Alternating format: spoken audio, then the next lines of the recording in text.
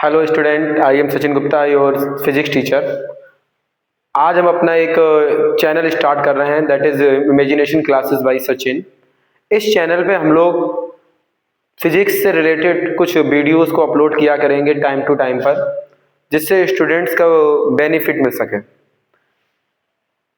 एक major problem जो मैंने फेस की है और मैंने देखी है कि स्टूडेंट्स जो होते हैं क्लास 9 से अबव, उनको एक बहुत मेजर प्रॉब्लम होती है।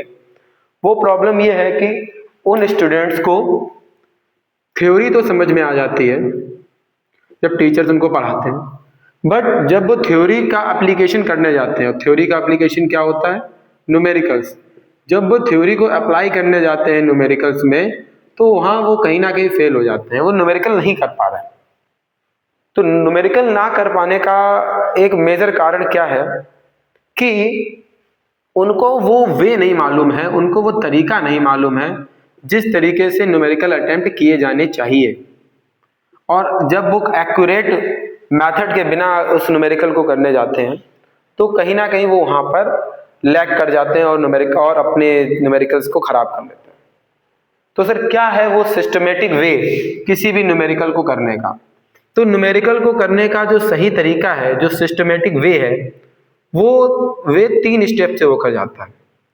पहले स्टेप में हमें क्या करना है? हमें अपने न्यूमेरिकल को बहुत ध्यान से पढ़ना है और ध्यान से पढ़कर ये लिखना है कि न्यूमेरिकल में हमें क्या क्या गिवन दिया गया। और गिवन देखने के बाद, अच्छा, गिवन लिखते समय आप अपने दिमाग का ज़्यादा यूज नहीं करेंगे कि हमसे होगा कि नहीं होगा, क्या प्रॉब्लम्स है। गिवन लिखते समय आप केवल और केवल ये देखेंगे कि उस लाइन बाई लाइन को पढ़ेंगे और उसको सिंबल्स के फॉर्म में एक बार लिख लेंगे। किस फॉर्म में लिखना है? सिंबल्स के फॉर्म में। सेकेंड स्टेप में आप ये देखेंगे कि उस न्यूमेरिकल में हमसे पूछा क्या गया है, कि हम यानी एक्चुअल में हमें फाइंड क्या करना है। तो जो भी हमें फाइंड करना है, आपको उस पर बहुत ज्यादा फोकस करना पड़ेगा कि आखिर हमें फाइंड क्या करना है। वरना प्रॉब्लम ये होती है कि स्टूडेंट्स न्यूमेरिकल करने तो जाता है तो उसी में उलझा रहता है, क्योंकि एक्चुअल में उसे सिस्टमेटिक पता नहीं होता है कि आखिर उसका अप्रोच किस तरफ होनी चाहिए। तो पहले स्टेप में आप गिवन लिखेंगे, दूसरे में आप लिखेंगे कि आपको फाइंड क्या करना। तीसरी, तो ज्यादातर क्वेश्चंस जो हैं 50-60% इसी 2 स्टेप से हो जाएंगे, लेकिन कुछ क्वेश्चंस ऐसे होते हैं 30-40% जिनमें हमें प्रॉब्लम आती है। प्रॉब्लम मतलब क्या? कि जो भी हमें फाइंड करना है उससे रिलेटेड जब हम कोई फॉर्मूला लगाते हैं या उससे रिलेटेड हम कोई लॉ अप्लाई करते हैं, तो उसमें कुछ ऐसे टर्म होते हैं जिन टर्म की वैल्यू हमें गिवन नहीं होती है, और जिनकी वैल्यू हमें गिवन नहीं होती है वो हमारी क्या होते हैं? प्रॉब्लम। और जब भी हमें कोई प्रॉब्लम दी जाएगी, if there exist any problem, if there exist any problem,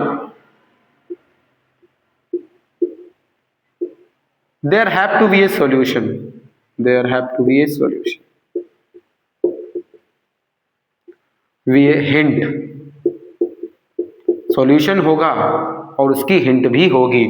यानी एक बात तो याद रखो, अगर क्वेश्चन दिया गया है तो सॉल्व होगा। तो हिंट, वो हिंट ढूंढने के लिए हम वापस अपने क्वेश्चंस पे जाएंगे और उसको पढ़ेंगे, और वो जो हिंट दी होगी वही हमारी प्रॉब्लम सॉल्व करने में मदद करेगी।